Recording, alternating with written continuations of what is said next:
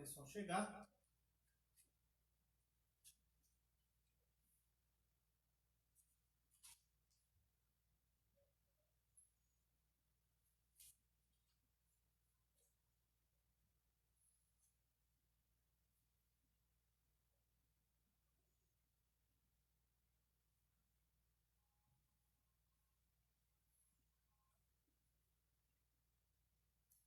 Se não der, não tem problema não. Cancela e faz o que quiser. O que você fez? Eu nada.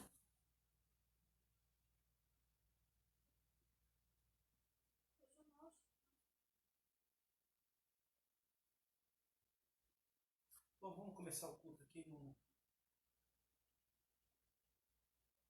ao vivo.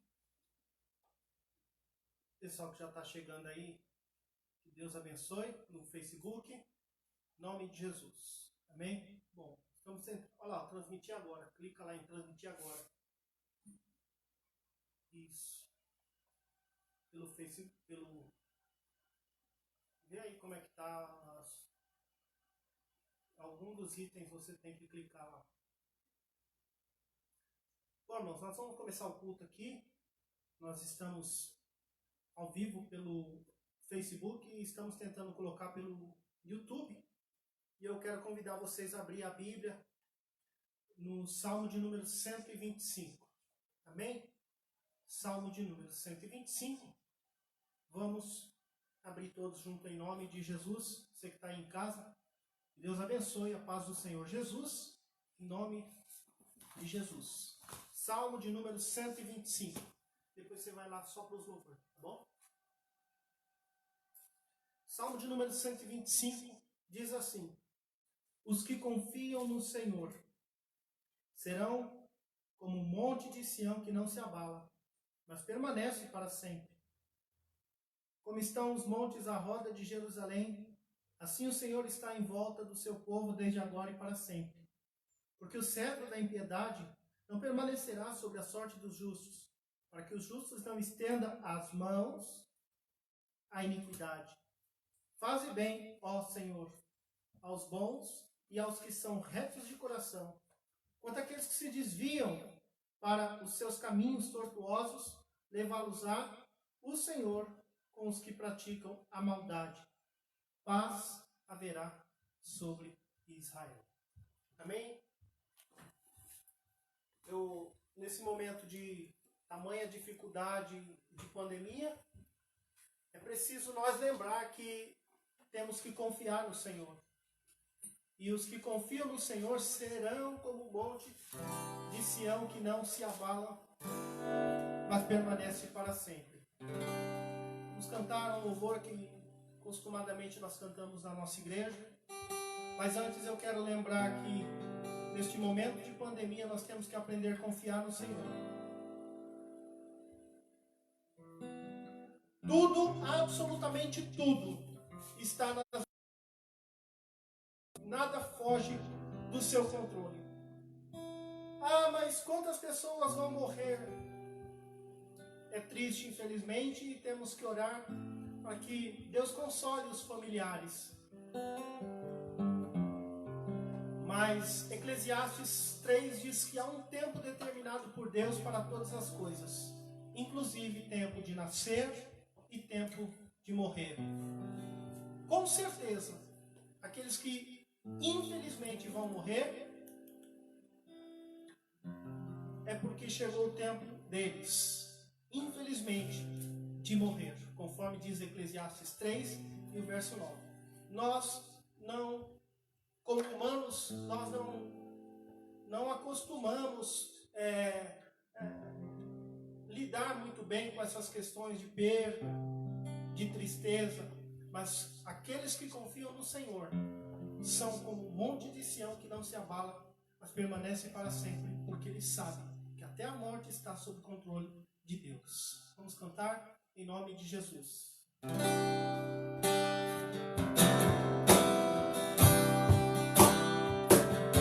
Estamos todos congregados aqui,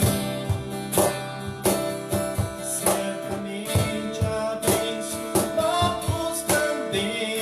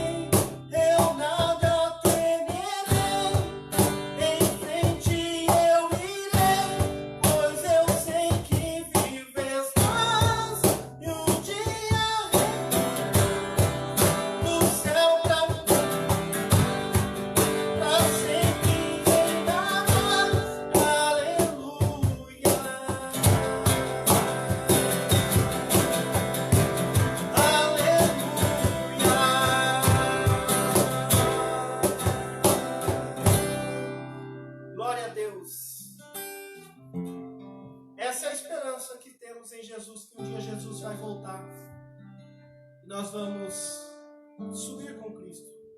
Religião não tem poder de levar ninguém para o céu.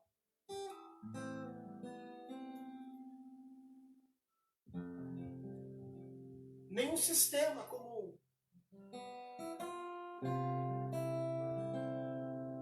alguns acreditam tem poder de levar para o céu. Nós cristãos não acreditamos em reencarnação, ou seja, quando a pessoa morre e volta novamente, porque a nossa esperança está no céu, em Cristo. Hebreus capítulo 9, 27 diz que ao homem é destinado a morrer uma só vez, seguindo-se após isso o juízo. Apesar de algumas pessoas terem sido boas, no sentido de se esforçar para ser uma pessoa melhor nessa terra, como por exemplo Buda, ele não pode nos levar para o céu e levar ninguém para o céu. Só Jesus nos leva para o céu. Só Jesus que disse: eu sou o caminho, a verdade e a vida. E é nesse Jesus que nós confiamos nesses momentos difíceis. Vamos cantar este louvor.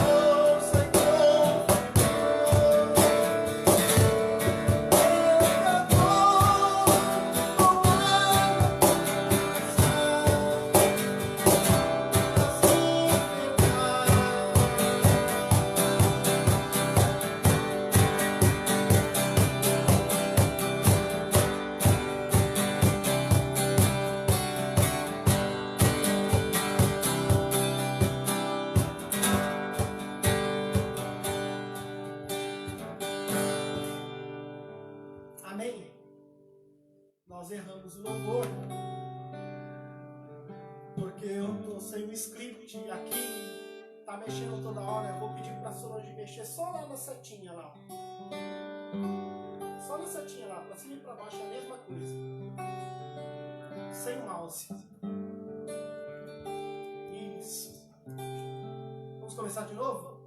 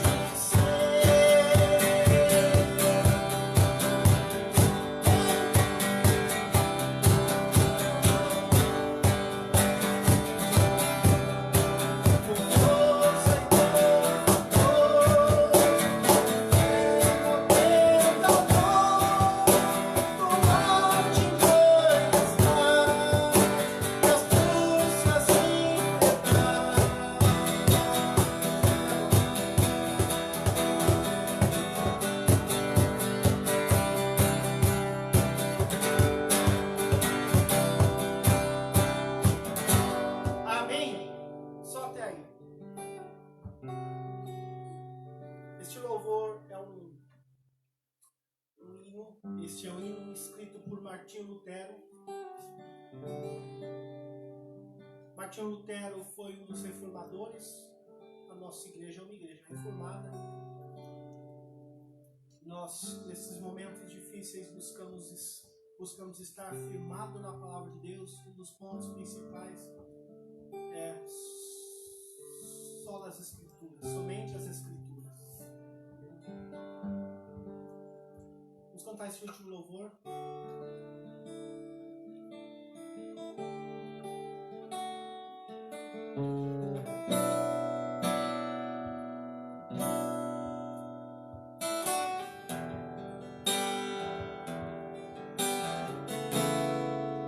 Ao que está sentado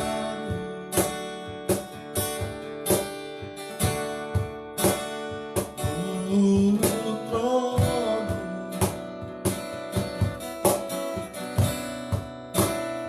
e ao Cordeiro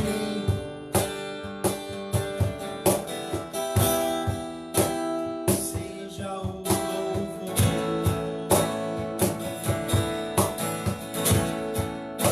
seja a honra, seja a glória, seja o domínio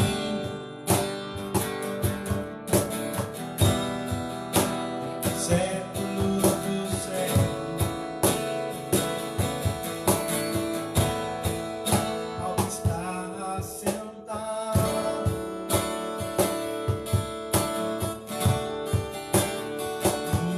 no trono,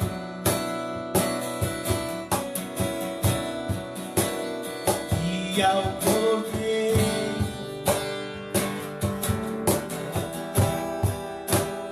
seja o louvor,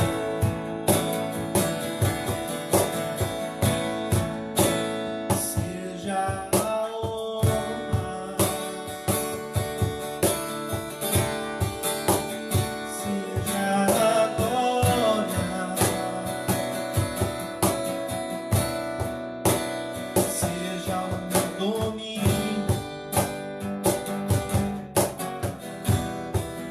pelo século dos séculos. Poderoso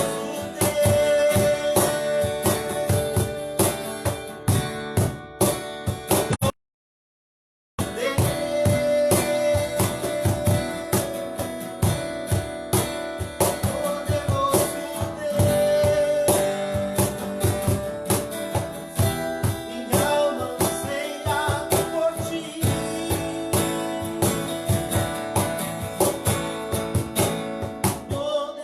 Poderoso Deus,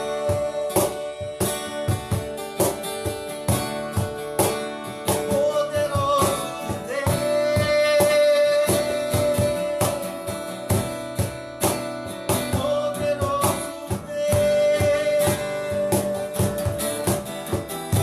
minha alma anseia por ti.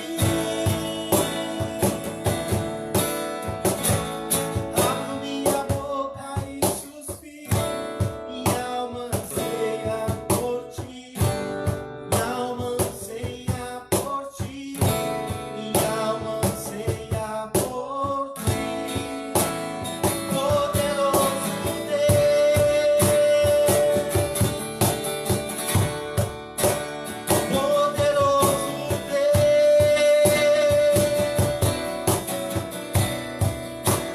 poderoso minha alma anseia por ti. Abro minha boca e suspiro, minha alma anseia por ti. Minha alma anseia por ti. Minha alma anseia por ti.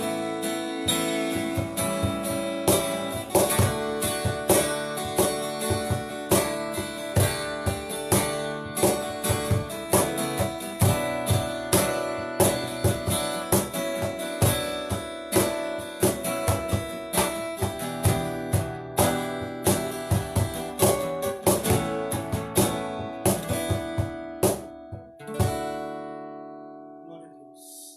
Amém? Vamos voltar e lembrar os recados, como de costumes. Nós sempre fazíamos isso e vamos continuar fazendo. Quarta-feira, nas quartas-feiras nós temos reunião de ensinamento. É o nosso culto de ensinamento. E eu estou falando sobre os 5 pontos da tulipa, que é a tulipa. Estou ensinando para os irmãos. Semana passada, essa semana que passou, na quarta-feira, eu falei sobre a graça irresistível. Próxima quarta, nós temos um último ponto. E assim nós estamos estudando a palavra de Deus juntos. Tá bom?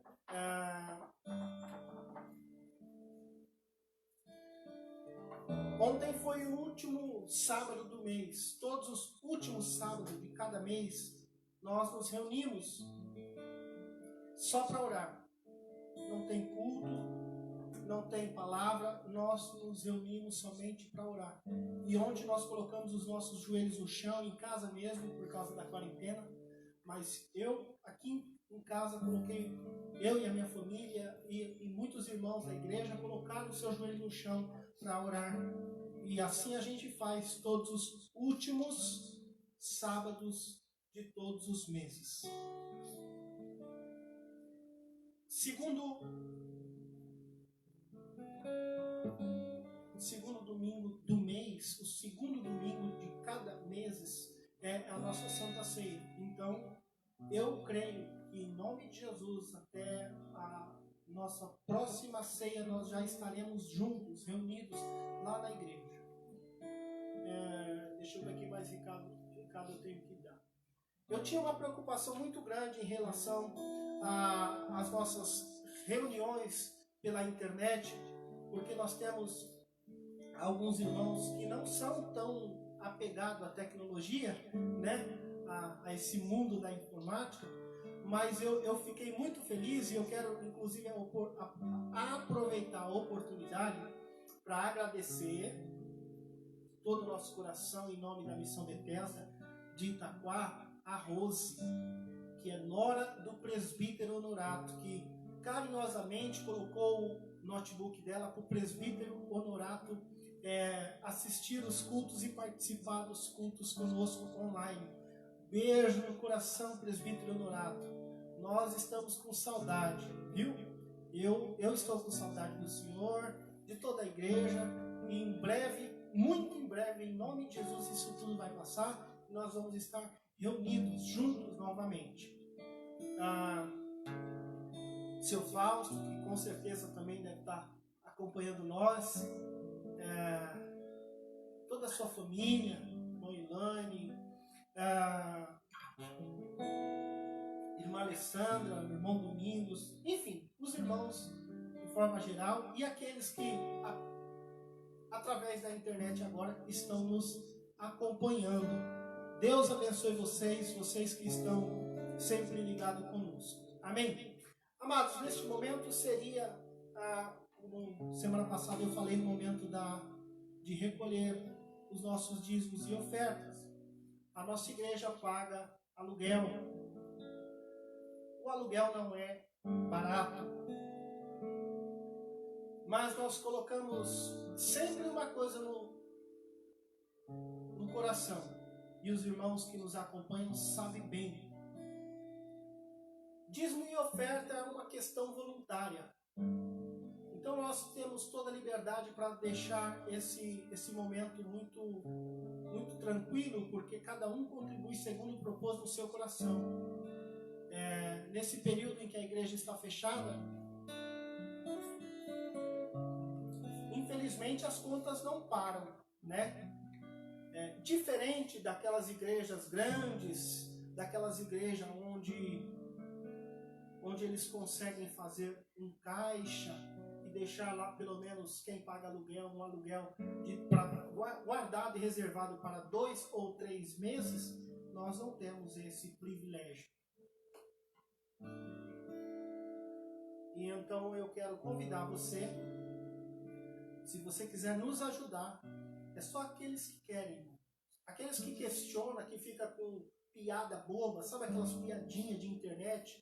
Porque pastor já é muito mal visto, infelizmente, e aí tem aquele tipo de gente que não sabe a nossa luta pelo Evangelho, enquanto a gente paga um preço alto para poder pregar o Evangelho do jeito que a gente prega, e aí fica com aquelas piadinhas bobas. Agora é hora do dinheiro. Não, nós não fazemos nada disso por pressão e cada um fica muito à vontade. Mas quem quiser, neste momento, inbox depois me ajudar a manter o aluguel da igreja, me procure reservadamente no inbox e eu vou estar passando alguns dados para você me ajudar financeiramente com uma oferta para conseguirmos pagar o aluguel deste mês da igreja, que vence esse mês que entra agora. Entende? Mas isso é para aqueles que querem, que sentir, aqueles que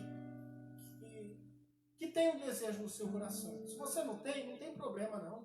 Participa do culto junto com a gente, você não é obrigado e ninguém é obrigado a nada. Tá bom? É isso que a Bíblia ensina e eu não gosto muito de falar dessa parte porque é uma parte um pouco delicada, mas nós temos conta para pagar e eu preciso falar. Tá bom? Mas a minha função é fazer o que nós vamos fazer agora e eu convido você a abrir a sua Bíblia comigo na carta que o apóstolo Paulo escreveu aos Efésios no capítulo 3. Amém? Efésios capítulo 3.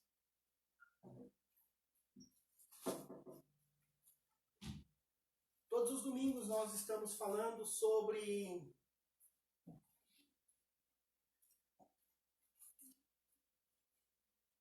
eu estou trazendo uma mensagem sobre a carta do apóstolo Paulo aos Efésios, no capítulo 3.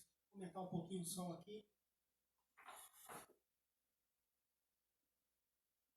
Amém. Acho que melhorou, né? Efésios, capítulo de número 3. Nós vamos ler só até o versículo 13. E você que está em casa, aprenda a ter o costume de abrir a Bíblia e ler a palavra de Deus, junto com quem estiver falando. Por quê? Assim fica mais fácil de você aprender a palavra de Deus. E também, conforme você vai aprendendo a palavra, o pregador falou, está escrito aqui, contexto e um contexto, né? Então, a Bíblia tem texto e contexto. Então, conforme o pregador vai falando, você vai lendo e acompanhando. Realmente, está escrito aqui. Para quê? Para que você não seja enganado. Não é qualquer um que pode falar e as pessoas acreditam. Por isso que, infelizmente, o fato do Estado ser laico, o Brasil está essa bagunça de religião do jeito que está. Todo mundo querendo falar, pregar, e o Brasil é livre, cada um fala o que quer. Mas, infelizmente, nem sempre o que falam está de acordo com a palavra.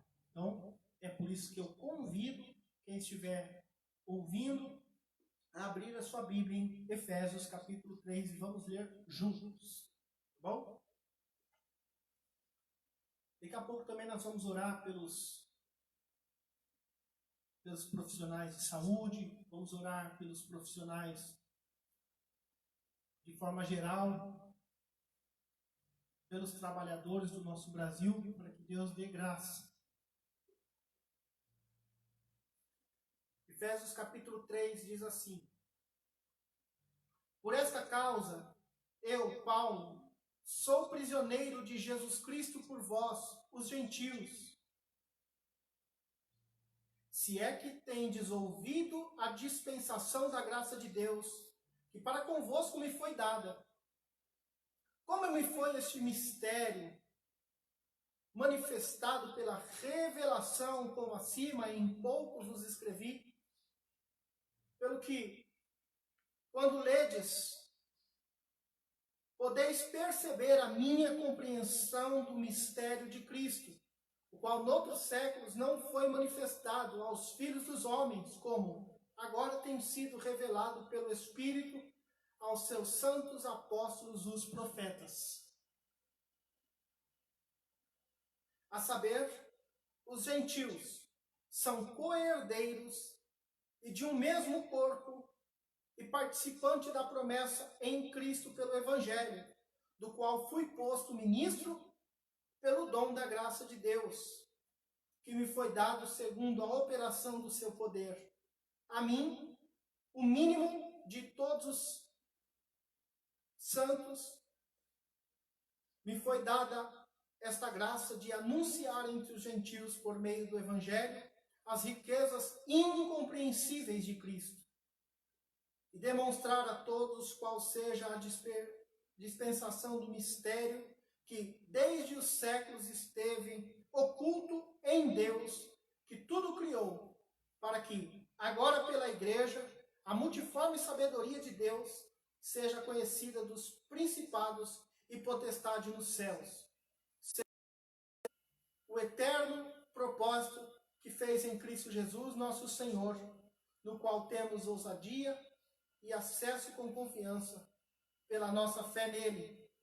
Portanto, vos peço que não desfaleçais nas minhas tribulações por vós, que são a vossa glória. Amém?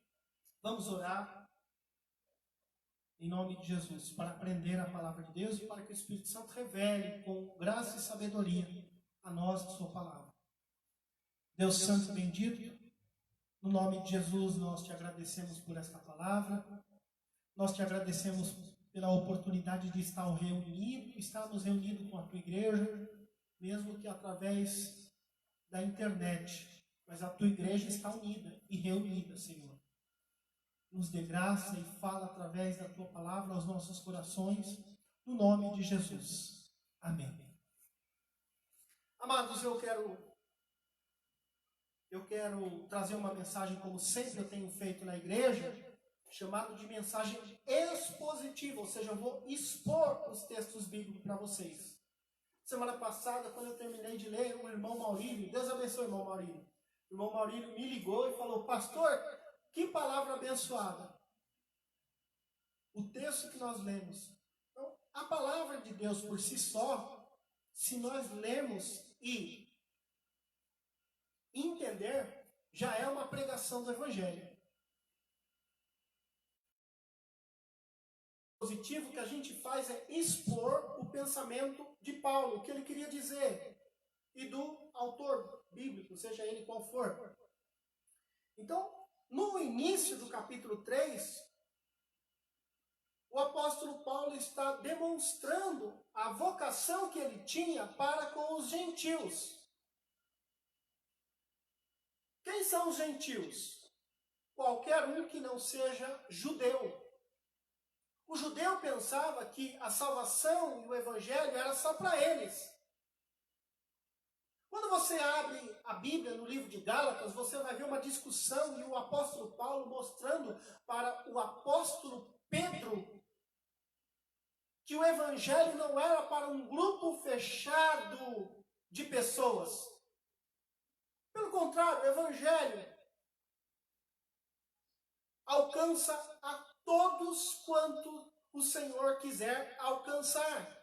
Jesus foi bem claro quando disse: aquele que vier a mim, de maneira nenhuma eu lançarei fora. Deus não faz acepção de pessoas, e tem gente que interpreta de forma errada essa acepção de pessoas. Ou seja, Deus não escolheu somente o judeu para a salvação. Por quê? Porque Deus não faz acepção de pessoas. Ele escolheu para a salvação o judeu, o árabe, o português, o africano, o europeu, pessoas de todos os continentes, de todas as partes do mundo. Essas pessoas, as nações gentílicas, têm um propósito de Deus, a revelação do Evangelho, para que Cristo seja manifestado a eles. Então Paulo diz que ele foi chamado para o Evangelho para pregar aos gentios, é o que ele está falando. Por esta causa, eu, Paulo, versículo 1, sou prisioneiro de Jesus Cristo por vós, os gentios. Agora, o interessante é a forma em que o apóstolo Paulo diz, porque nós vamos ver que o apóstolo Paulo sofreu várias prisões. Deixa eu lembrar aqui uma coisa muito importante, porque Paulo, quando era preso, ele não era preso porque ele cometera um crime. Pelo contrário, Paulo era preso porque pregava o Evangelho. Isso pode acontecer hoje? Claro que pode. Existe a chamada igreja perseguida, ou seja, os países onde não pode pregar o Evangelho. E uma pessoa que prega o Evangelho nesses países, possa ser que ele esteja sujeito, inclusive, à prisão. Por exemplo, Coreia do Norte, agora China. São mais de 50 países incluídos na chamada igreja perseguida, onde pregar o Evangelho custa prisão ou às vezes até a própria morte. E nós aqui no Brasil temos uma liberdade enorme e muitas vezes não sabemos aproveitar essa liberdade que temos em Cristo. Por isso Paulo diz: eu sou prisioneiro e vocês devem se alegrar pelo fato de eu ser prisioneiro por vós, gentios. Outro ponto que nós precisamos lembrar é que Paulo faz uma divisão muito clara nesse texto. O apóstolo Paulo divide graça e lei. Versículo 2 ele diz: se é que me tendes ouvido, a dispensação da graça de Deus para convosco me foi dada. Paulo estava dizendo: vocês não devem viver no tempo da lei. Vou explicar uma coisa para você. Eu não tenho nada com religião nenhuma. Nenhuma. Por isso que o que eu vou falar com todo carinho, mas eu vou falar com toda a humildade, para que os seus olhos ou os olhos de muitos sejam abertos. Se você quiser voltar ao ponto da lei, em um só ponto, você vai ser obrigado a viver toda a lei. Quem é obrigado a viver toda a lei, se quebrar um único ponto da lei, ele é réu de toda a lei. E aí, nós vemos religiões nos dias de hoje, que vivemos no tempo da dispensação da graça, querendo voltar aos pontos da lei. Explico melhor sobre isso agora. Vamos lá. Existem religiões que continuam a bater na tecla de voltar a viver o sábado? Sim, existe. Eu nem preciso citar o nome, porque você já vai logo associar qual é a religião que ensina a guardar o sábado. Ora, Jesus é Senhor do sábado, gente. O livro de Gálatas, o livro de Colossenses nos ensina a não viver debaixo desses pontos que, me perdoe, são medíocres. Ah, eu não posso comer carne de porco. Eu não posso isso, não posso aquilo. Olha, na graça, você pode. O que você não pode é viver no pecado, é diferente. Mas guardar dias, guardar alimentos, esse pode, esse não pode. Quem vive assim está voltando ao ponto da lei. Está rejeitando a graça de Cristo. Paulo ele deixa bem claro, eu sou pregador da graça. E a graça nos põe em liberdade. Porque nós estávamos debaixo de uma escravidão do pecado. E por causa da graça de Cristo, ou seja, depois do sacrifício de Jesus, nós somos livres e libertos de todas as questões da lei. É por isso que o fim da lei é Cristo. Paulo disse, eu sou pregador da graça. Vivemos no tempo da dispensação da graça de Deus, que para convosco me foi dada. Deixa eu lembrar um ponto também importante da lei da graça, porque a lei, vocês sabem que foi escrita na tábua dada por Moisés. Lembra dos 10 mandamentos? Ali é a lei. Estava escrita onde? Na pedra. E na graça? Tem uma profecia de Ezequiel 36. Se não me falar a memória, 26? Ou é 36, 26, 26, 36, algo assim parecido. Que Deus tiraria de nós o coração de pedra, colocaria em nós o coração de carne e um espírito novo. E Ele escreveria a sua lei, não em tábuas de pedras, mas em tábuas, nas tábuas do nosso coração.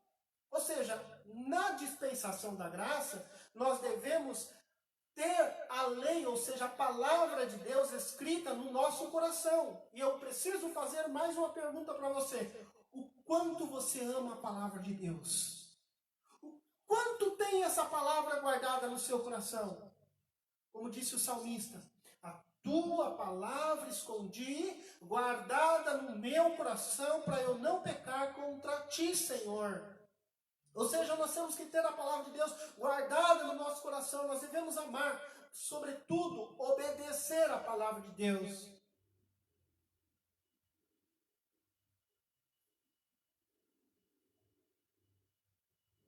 Versículo 4 ele diz, como ledes, podeis perceber a minha compreensão do mistério de Cristo. Ou seja, porque o Antigo Testamento, Cristo ainda não tinha sido revelado, mas nós temos várias figuras de Cristo. E a Bíblia diz que todo o Antigo Testamento é como figura, são sombras das coisas futuras.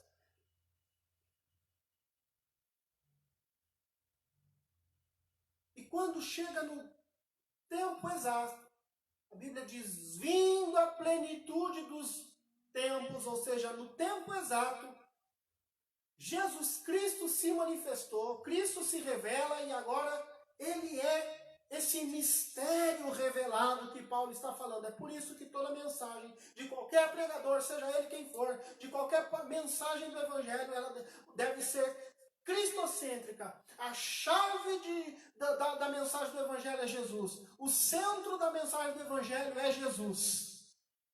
Jesus é a revelação maior do Evangelho, revelado aos nossos corações.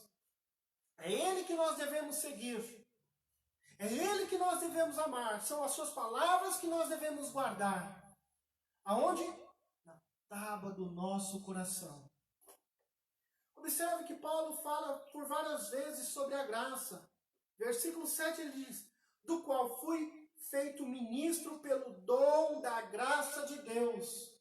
Sabe, irmãos, nós precisamos aprender e entender o que é a graça de Deus. E o que é graça? Graça é um favor que eu não mereço, revelado para mim, para você. Eu vou dividir a graça em duas partes.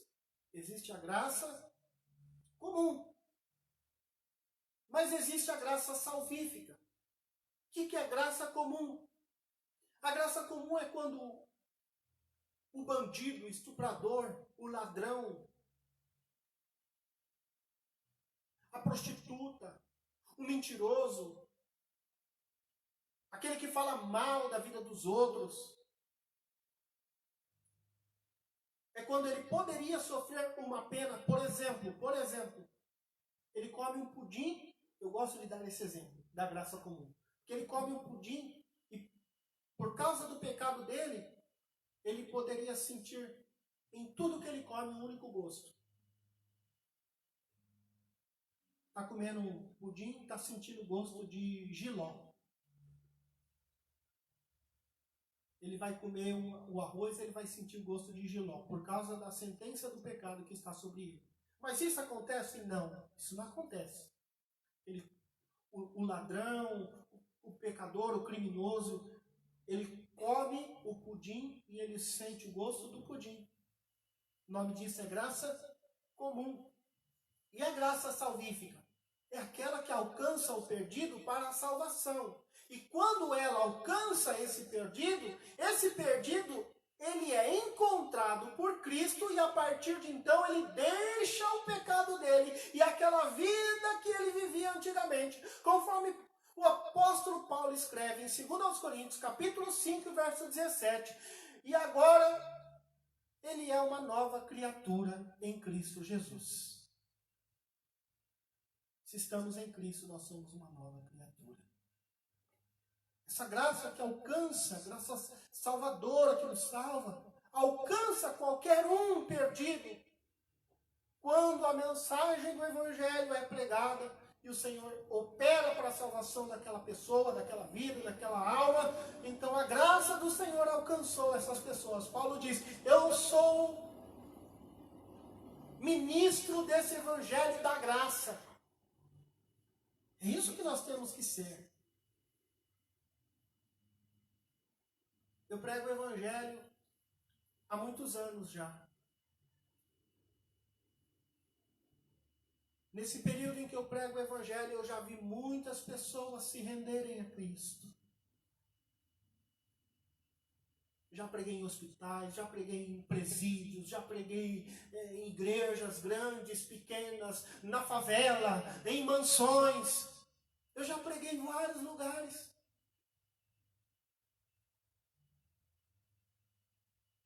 E o que eu acho mais lindo do Evangelho é que o Evangelho alcança a todos igual.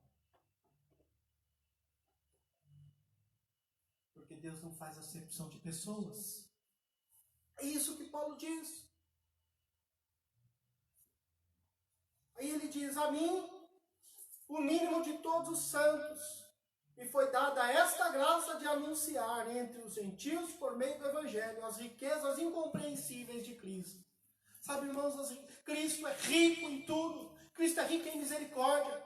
Ele poderia ter olhado para mim, para você, para nós, de forma geral, e falar: o salário do pecado é a morte. Então, o que você vai ter de consequência do seu pecado é morrer. Mas Cristo olhou com misericórdia para mim, para você, para nós, e estamos aqui hoje, salvos pela graça. Deus é rico em graça. Deus é rico em misericórdia. Deus é rico em amor. Mas para aqueles que não se arrependem dos seus pecados, Deus é rico também em ira. E quem fala da graça de Deus que leva para o céu, é preciso também lembrar da graça que sentencia aqueles que não se rendem a esse Jesus, que é riquíssimo em graça e misericórdia, e leva ele para o céu, para o inferno.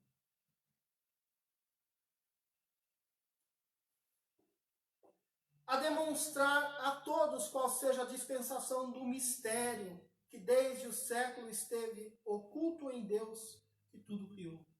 Ele deixa claro que Deus tudo criou. Nós estamos vivendo uma pandemia do tal do coronavírus, mas nós já passamos por muitas outras. Nós já passamos por outros vírus. Já passamos pelo Ebola. Já passamos pelo Covid, pelo H1N1. Teve a peste negra. Teve a gripe espanhola. Teve sarampo. Teve tantas outras enfermidades. Morreu gente, morreu gente. Pessoas foram curadas, alguns foram. Mas, no entanto, é preciso lembrar que Deus tudo criou. E se Ele tudo criou, tudo está no seu pleno poder e nas suas mãos. É por isso que nós começamos o culto hoje com o Salmo 125, que diz que os que confiam no Senhor serão como o monte de Sião que não se abala. Nós temos que nos prevenir, nos precaver, sim. Mas nós não devemos temer, porque tudo está no controle de Deus. Porque tudo Deus criou.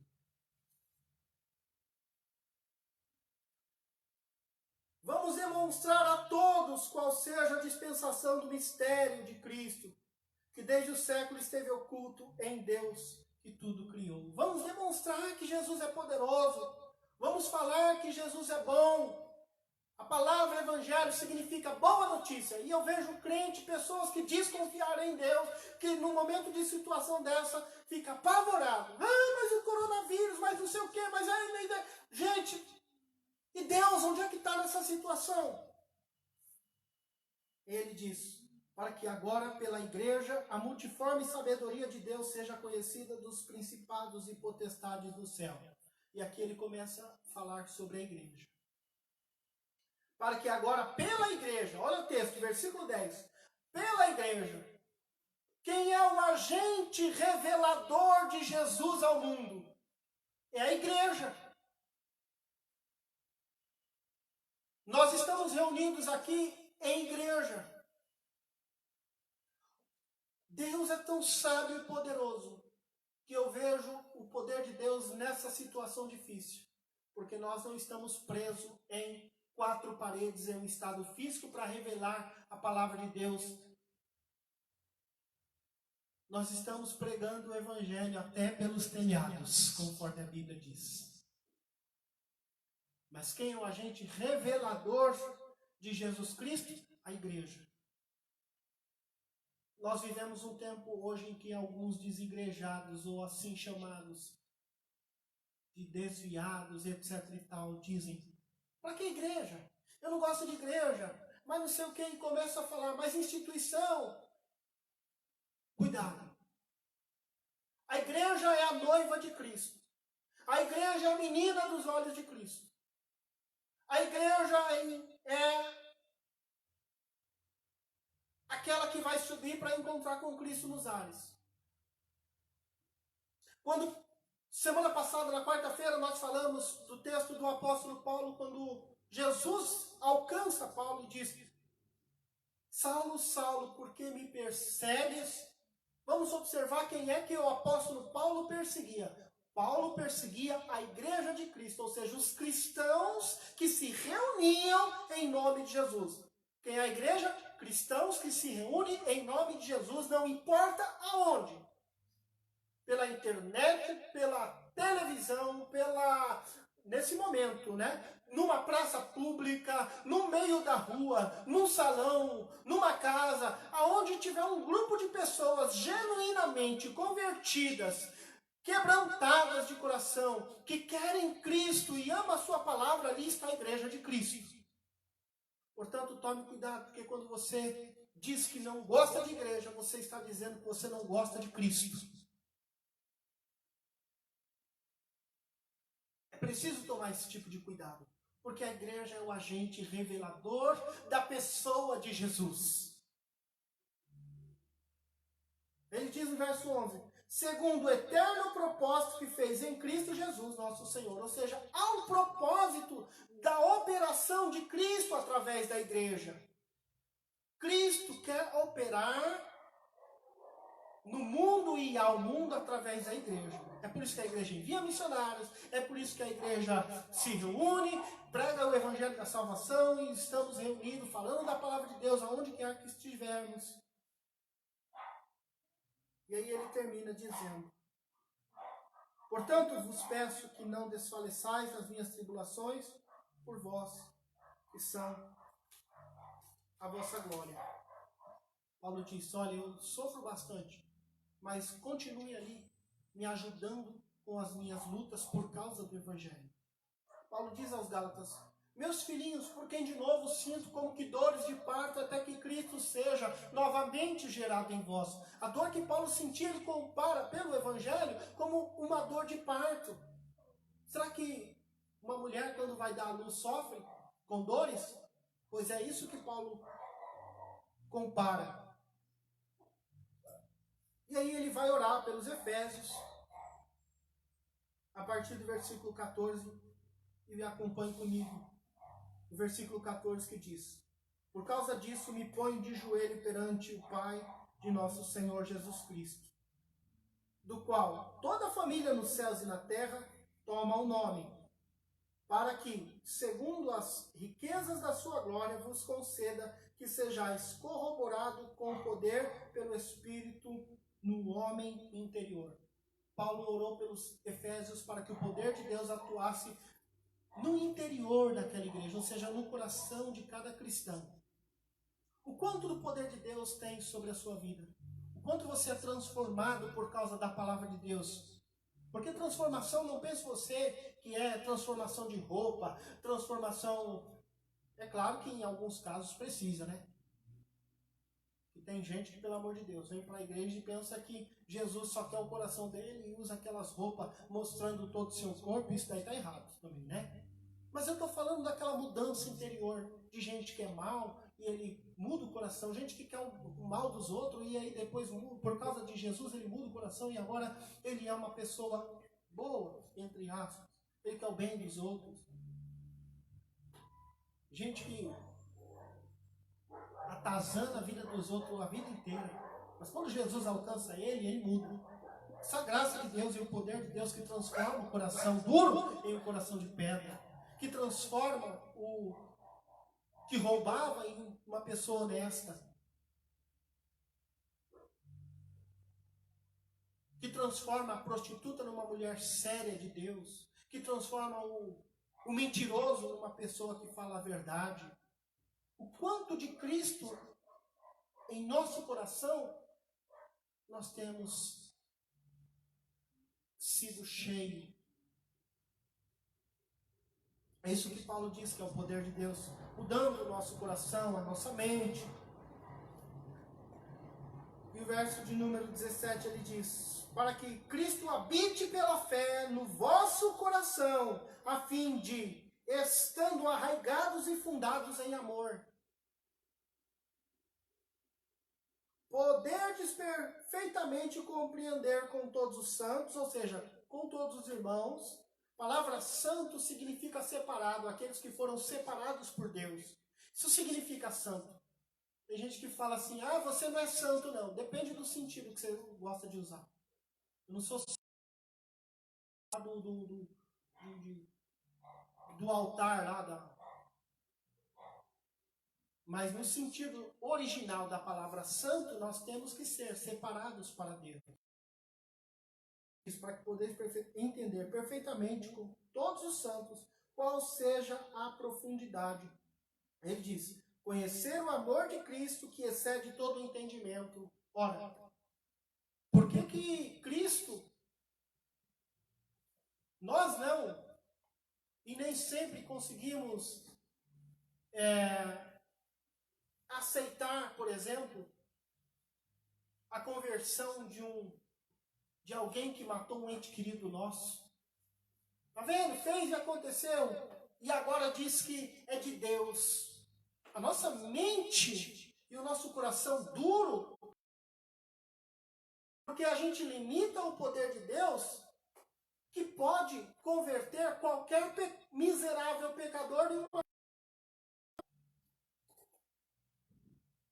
Por isso que a Bíblia diz em Romanos que onde abundou o pecado, superabundou a graça.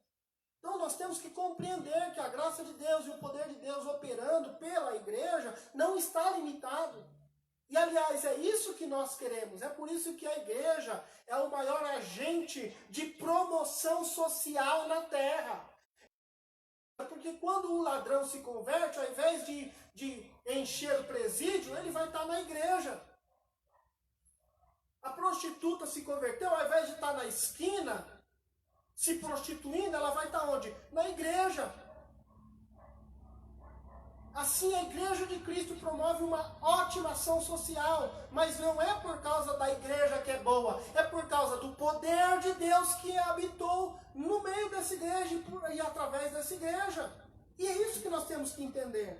Aí ele diz, e conhecer o amor de Cristo que excede todo o entendimento, ou seja, excede o nosso entendimento, para que sejais cheios de toda a plenitude de Deus. Ora, aquele que é poderoso para fazer tudo muito mais abundantemente, além daquilo que pedimos, pensamos, segundo o poder que em nós opera. Se você soubesse o poder que tem, quando você fala de Jesus, você falaria mais de Jesus, ao invés de falar mal da vida dos outros, do irmão. Eu não quero ir nessa igreja, eu não quero ir em tal lugar. Por que você não quer ir? Se o poder de Deus pode estar lá para mudar o coração, inclusive o teu. Aí ele termina no versículo de número 21, dizendo, a esse, ou seja, Jesus, glória, aonde? Acompanhe comigo o verso 21. Glória, aonde? Versículo 21, na igreja. Onde Jesus é glorificado? Na igreja. Glória na igreja por Jesus Cristo, em todas as gerações, para todos sempre. Amém. Ou seja, a glória pertence a Jesus. Eu posso ser um excelente pregador e Deus pode levantar pregadores, mas a glória é de Jesus. Eu tenho visto uma geração de pregadores trazendo uma ira de Deus sobre si. E quando eu falo a ira de Deus sobre si, é porque o homem tem mania de se autogloriar. Tem gente que prega bem e ele pensa que a glória é para ele. Tem hora que eu tenho vontade de falar, deixa de ser bobo, rapaz. A glória é de Deus. Canta bem, toca bem, mexe com as finanças bem, mas a glória tem que ser de Deus. Ah, o pregador é o bom, tá vendo aí, ó? Já começa a pensar em quê? Dinheiro. O cantor começa a cantar e tocar. Aí ele pensa no quê? Na glória humana, no dinheiro, na fama. Cuidado. Deus não divide a sua glória com ninguém.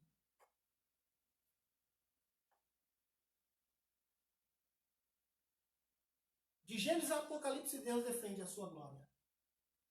A glória pertence a Deus. A Ele a honra, a Ele a glória, a Ele louvor, a Ele a adoração. É só Jesus. Como sempre eu costumo falar, o dia, os irmãos da Missão Bethesda, o dia que eu deixar de pregar essas palavras, vocês não devem ter compromisso comigo. Vocês devem simplesmente dizer tchau. Você não me serve mais como pastor.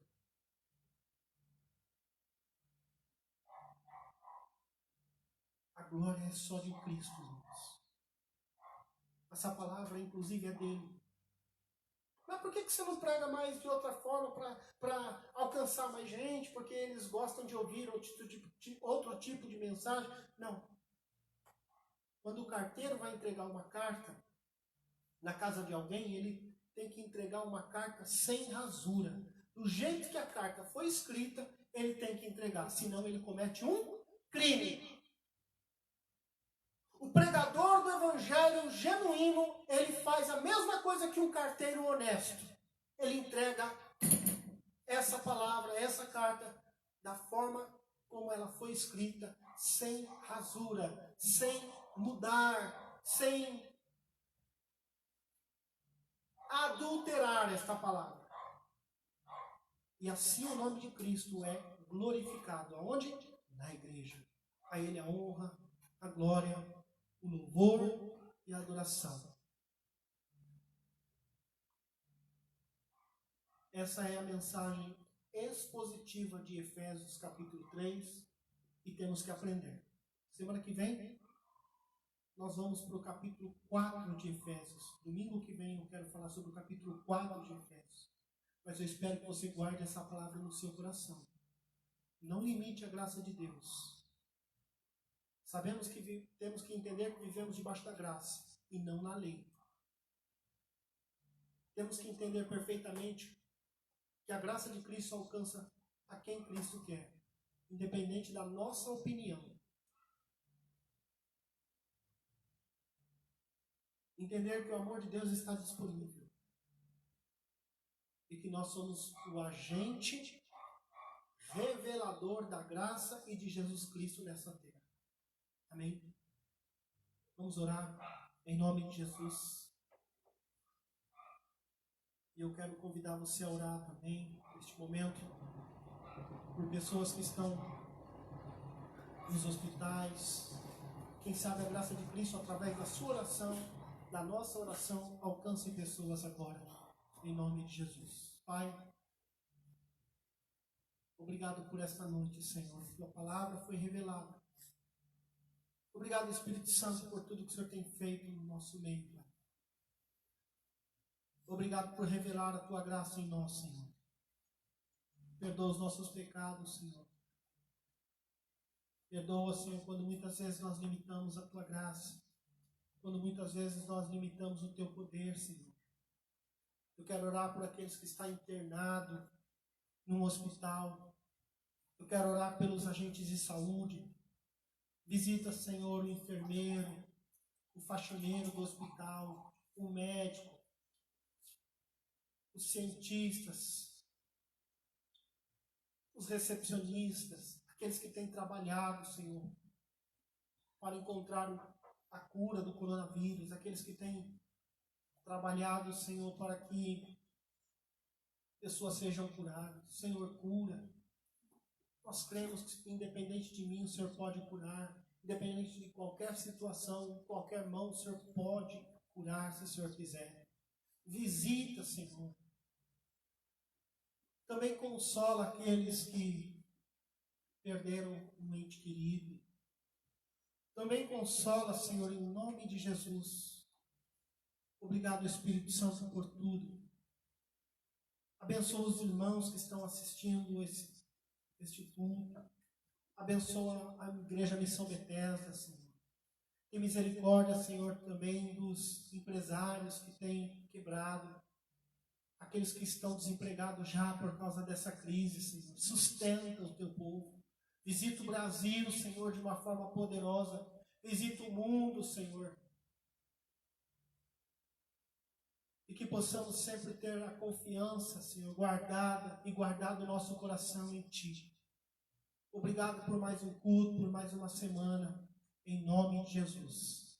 Que Deus te abençoe. Até quarta-feira, em nome de Jesus. Que o amor de Deus, Pai, a graça de Cristo, a comunhão e as consolações do Espírito Santo seja com todos. Hoje e sempre, você diz, amém. Deus te abençoe.